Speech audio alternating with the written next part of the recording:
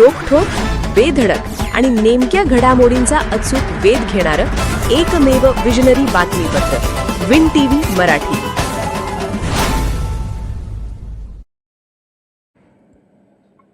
आजारपणाला हरवून दवाखान्यातच 12वीचा पेपर। शिक्षण विभागाच्या तत्परतेमुळे विद्यार्थिनीचे वर्ष वाचल्याची प्रेरणादायी घटना शाहूवाडी तालुक्यात घडली आहे। चरण गावातील 12वीची विद्यार्थिनी रुपाली नामदेव शिसाळ हिने गंभीर आजारपणावर मात करत थेट दवाखान्यातूनच जीवशास्त्र विषयाची बोर्ड परीक्षा दिली। डोणली येथील यशवंत अकॅडमीत शिक्षण घेत असलेली रुपाली सध्या 12वी बोर्ड परीक्षेला सामोरी जात आहे। मात्र जीवशास्त्राचा महत्त्वाचा पेपर असतानाच प्रकृती खालावल्याने तिला बांबोडे येथील जानकर हॉस्पिटलमध्ये उपचारासाठी दाखल करावे लागले। प्रकृती गंभीर असल्याने सरोड येथील परीक्षा केंद्रावर जाणे तिच्यासाठी अशक्य झाले होते। ही बाब लक्षात येताच रुपालीचे वडील नामदेव शिसाळ यांनी तात्काळ सरोड परीक्षा केंद्राचे केंद्रप्रमुख के.एन. पाटील यांच्याशी संपर्क साधला। केंद्रप्रमुखांनी गटशिक्षण अधिकारी विश्वास सुतार यांनी माहिती दिली।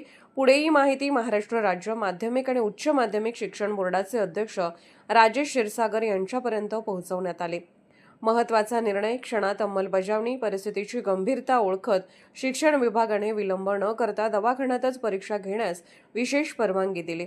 सर्व नियम, गोपनीयता आणि सुरक्षेचे काटेकोर पालन करत केंद्र प्रमुख के.एन. पाटील आणि पर्यवेक्षक उदय पाटील यांनी हॉस्पिटलमध्ये जाऊन अत्यंत शिस्तबद्ध वातावरणात रुपालीकडून जीवशास्त्राचा पेपर सोडवून घेतला। आजारी शरीर पण जिद्दीचे मन। उपचार सुरू असतानाही रुपालीने जिद्द, धैर्य आणि आत्मविश्वासाने परीक्षा दिली।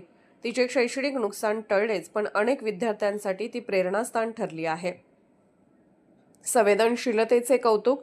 या घटनेमुळे शिक्षण विभागाची तत्परता, संवेदनशीलता आणि विद्यार्थी हितासाठी घेतलेले निर्णय सर्वत्र कौतुकास पात्र ठरत आहेत।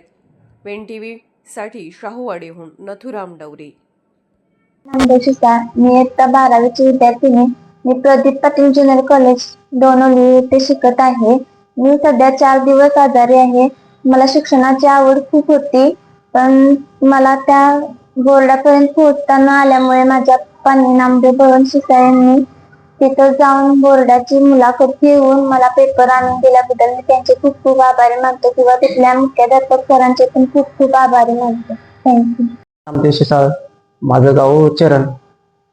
अचानक माझ्या मुलगीची तब्येत बिघडली असल्यामुळं मी सकाळी 9 वाजता इथं हॉस्पिटलमध्ये घेऊन आलो आणि तिला ॲडमिट करून त्यानंतर मी 11 वाजता आपल्या सरोड कॉलेजमध्ये गेलो व के.व्ही. पाटील सरांनी मी भेटलो आणि त्यांना म्हटलं की माझ्या मुलगीची अचानक तब्येत बिघडलेली आहे, तिला पेपर लिहिता येत नाही, तरी तुम्ही जरा काहीतरी सहकार्य करून आम्हाला तिचा पेपर घेऊ शकता का?